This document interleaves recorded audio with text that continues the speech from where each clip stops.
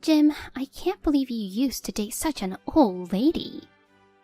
He and my sister would say whatever they pleased.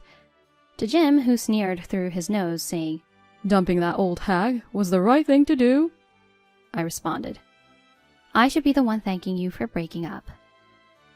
After my words, there was a moment of silence between him and my sister, and then they burst into laughter. "Come on, don't be so tough. You still have feelings for me, don't you?"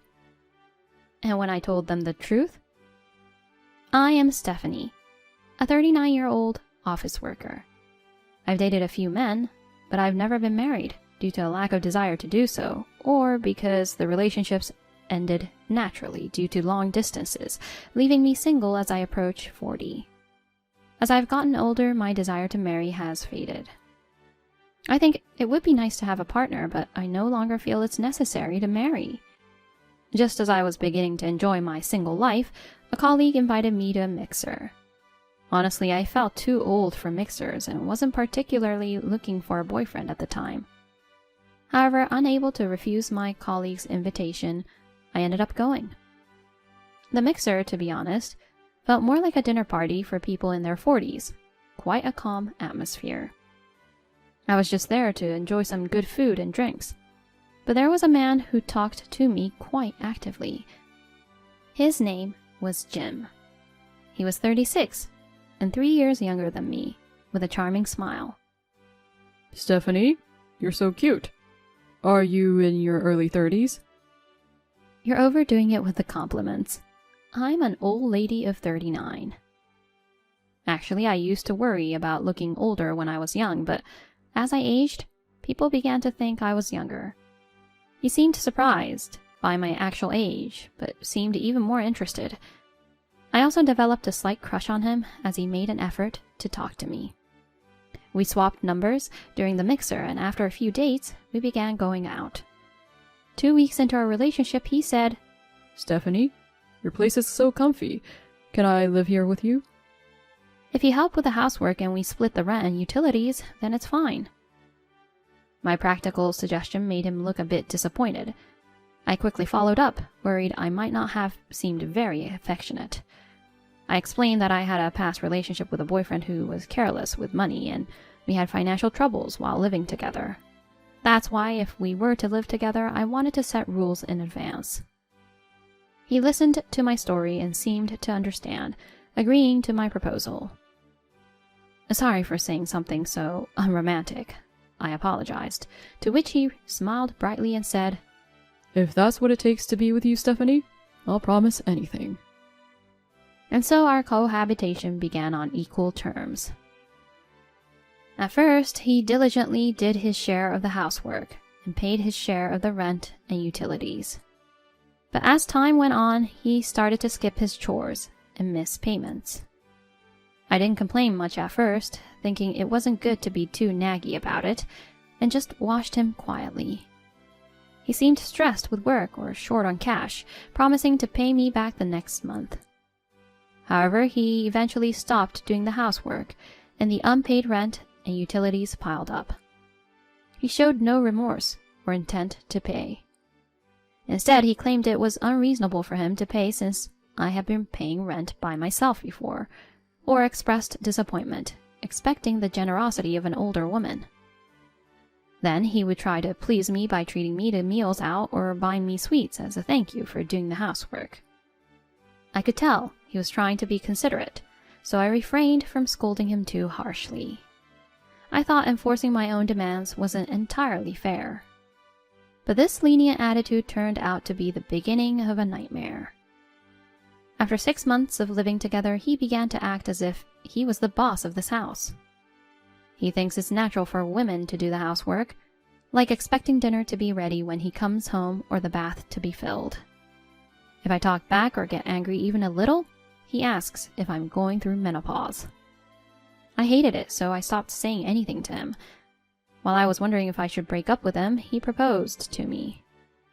At first, I refused, but he insisted so desperately that I ended up accepting the proposal.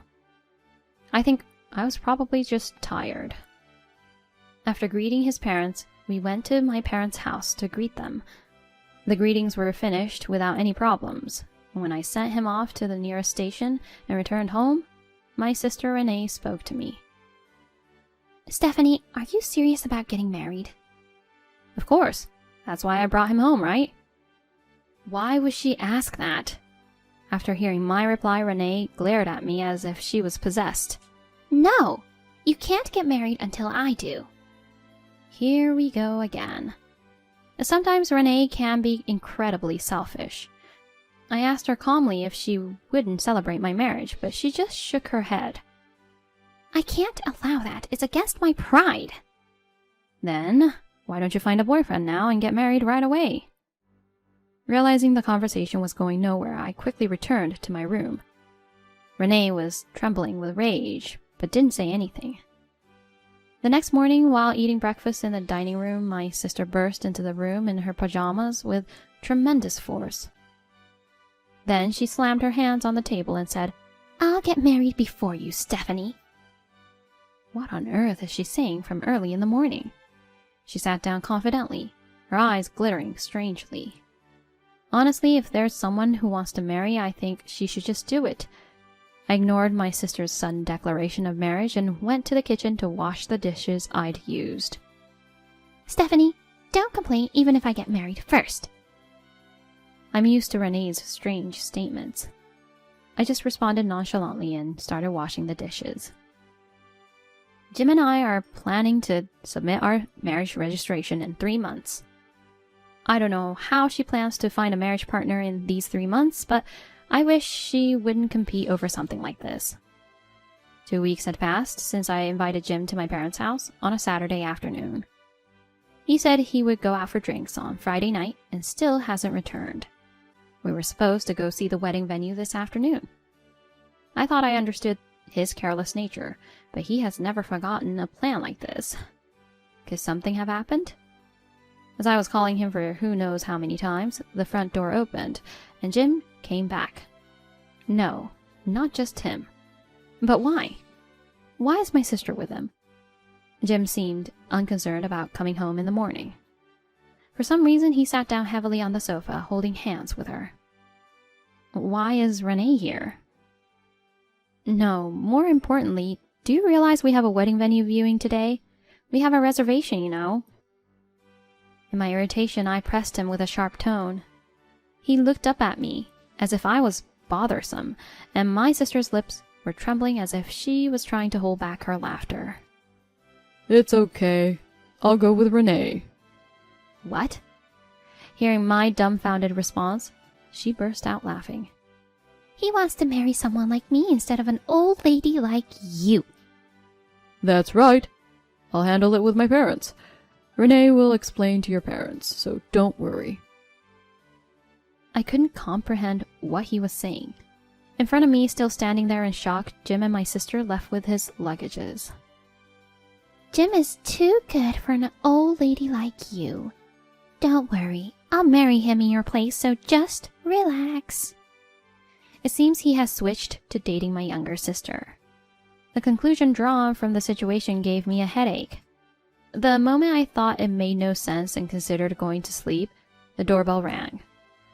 When I opened the door, expecting him or my sister to have returned, an unexpected person was standing there. You've chosen a nice place for a restaurant, haven't you? I've seen this place on social media. You never went to places like this when you were dating me. Both he and my sister only opened their mouths to complain or to mock people. I was already feeling overwhelmed with the desire to leave, but I held back and proceeded inside the restaurant. Today, I was supposed to treat them to a meal for their engagement celebration. Normally, no sister would want to celebrate the engagement of her ex-fiancé and her sister who snatched her ex-fiancé away. Anyone with a decent sense of decency would decline the invitation to such a celebration. However, they both accepted my invitation without any shame. It was a small, fine French restaurant, with private rooms separated by doors. After telling the staff about the reservation, I was led to a pre-arranged private room. The two of them entered the French-style room and got excited. I quietly entered the room afterward. He and my sister sat side by side, and I sat across the dining table from them. The restaurant has a nice atmosphere, but I really hate following the rules when eating. You really don't pay attention to details, sis. Sorry, I thought it might be better to reserve a slightly upscale restaurant. I let my sister's complaints go in one ear and out the other. Really, how could such selfishness grow into my sister when we share the same blood? Unlike you, sis, I'm a modern girl who doesn't know the rules of fine dining. Stop complaining. Can't be helped. Unlike you, Stephanie is an old woman. Expecting him to come to my defense, I felt outraged at his put down but took a deep breath to calm myself. In a little while, when the meal is over, everything will be over. Perhaps intimidated by our uneasy atmosphere, after a while the staff came in to ask about drinks. He and my sister ordered wine. I ordered water. As the staff was about to leave, my sister complained about them being slow in asking for drink orders. I wanted to tell her that they were reading the room, but I held back. After all, keeping these two in a good mood was my top priority. Alcohol was served, and then, right on time, delicious meals were brought out. The alcohol started to have an effect, and as their stomachs were filled, he and my sister became increasingly cheerful. It was embarrassing to watch the two of them getting so cozy with each other, talking loudly and nonstop. They talked about wanting to live in a high-rise condo in front of the station, wanting 2 children, and going on dates once a month, even after having children. If it hadn't been him and my sister talking, I might have been touched by the joy they were sharing. But it's too early to be crushed by emptiness. As I was thinking about how to steer the conversation, my sister spoke to me. You'll help us out when we buy an apartment, won't you? Why should I have to help you? My sister's lips twisted in a smug smile at my response. Well, it's for your cute little sister, isn't it? Or could it be that you still have feelings for Jim? That's not it. Plain tough, but it can't be helped. After all, Jim fell in love with me. My sister snuggled up to him in a showy manner. He also wrapped his hand around her waist. You're still a stingy woman, even after breaking up. Even when we were living together, you, being older, demanded we split the living expenses. His words made Renee burst into laughter. I asked him, "Did you switch to my sister because I'm stingy?" He answered loudly, Of course. Who wouldn't be fed up with an old hag who's both stingy and annoying? And when the cute Renee tempted me, it's no surprise that I fell for her, right? You know, my big sister always tries to get things that are way beyond her reach. Wouldn't it be better if you understood your own level? The truth is, my sister has always had the habit of taking my things. The designer bag I bought with my first salary, the diamond earrings I've splurged on, the wine glasses I received as a birthday gift from my friend. The list is endless, but once my sister wants something, she takes it without my permission. Since she's 12 years younger than me, I initially thought her selfishness was cute. However, her demanding nature is far from normal. Probably the overindulgence from our parents, who had her at an older age, accelerated her demanding tendencies. Now she's become a full-fledged gimme monster, to the point of even taking away my fiancé. But thanks to that, I met you. In a way, I'm grateful to Stephanie. Jim, I can't believe you dated such an old lady. When we first met, I thought she was a younger woman. Such were the hurtful words he and my sister carelessly threw around. It got to the point where I got too angry that I was just astonished. To Jim, who sneered through his nose, saying, Really, dumping that old hag was the right thing to do? I responded, I should be the one thanking you for breaking up. After my words, there was a moment of silence between him and my sister. Then they burst into laughter. Come on, don't act so tough. You still have feelings for me, don't you? Come on, Stephanie, you're being embarrassing. The two of them, grinning, looked ridiculous. I chuckled and said to my sister, A man who falters just because a younger sister comes onto him is not worth my time. A man like that will do it over and over again. Hey, don't ruin the celebratory mood with such comments. An old hag who can't read the room has no value. He seemed a bit panicked by my words, perhaps because I struck his nerve.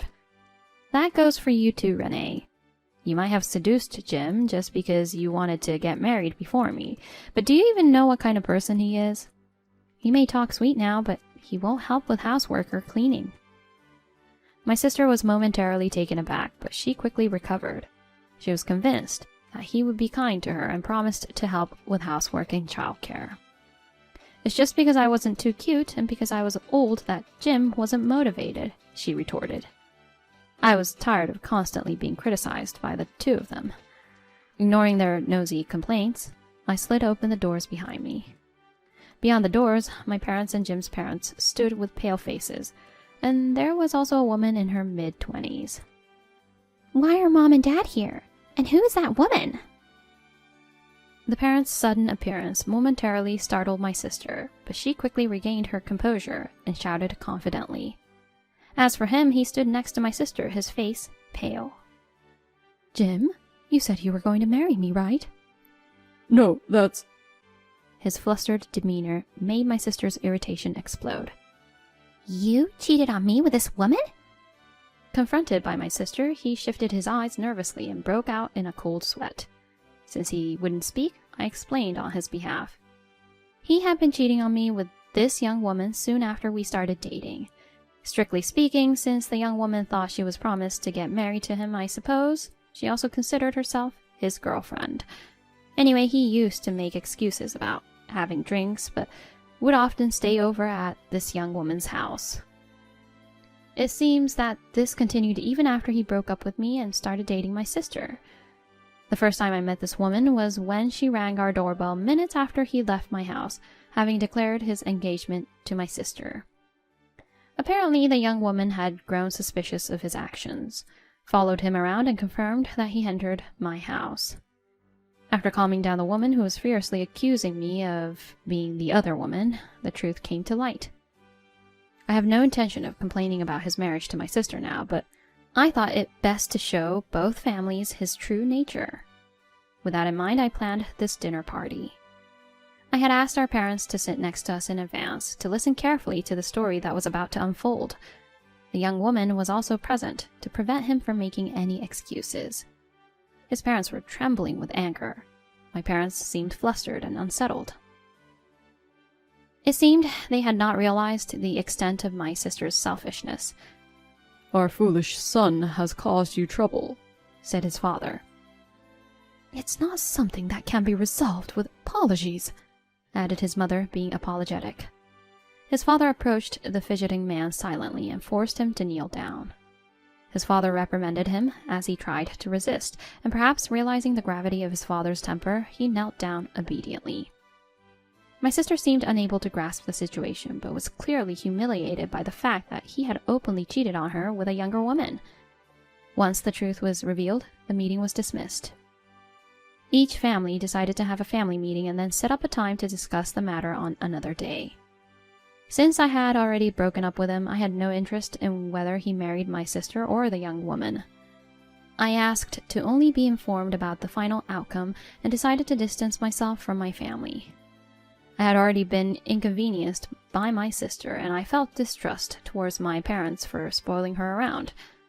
At the restaurant, his parents apologized along with him, but my parents just looked on helplessly.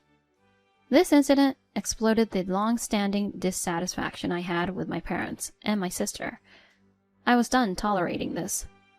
To live without any stress, I chose to distance myself from my family. I did, however, hear the aftermath from my mother. Since he and my sister had already submitted their marriage registration, they couldn't simply call off the marriage. They went through with the wedding as planned, but their married life was troubled and full of arguments, as I heard from my mother, who was troubled by my sister frequently returning home after they had fights. But I didn't care whatsoever. By the way, it seems he had to pay compensation to the young woman out of his savings due to their broken engagement. I also informed the colleague who had organized the mixer where I met him about what had happened. Thanks to my colleague, who likes to gossip around, the news spread throughout his company. It's not clear if it's related, but there are rumors of him being transferred to a regional office. Even after his and my sister's affair had settled, I went through a mentally tough period. I had no regrets about not marrying him, but I sometimes felt a void for the wasted time. Then I met a man at a bar while out for a drink alone for a change of pace, and we hit it off. He had divorced 2 years ago because of his wife's infidelity. I found his calm demeanor comfortable to be with. We're not living together yet, but we've been gradually deepening our relationship by visiting each other's homes. I might marry this man, or I might not. For now, I want to build a comfortable relationship without focusing on marriage itself.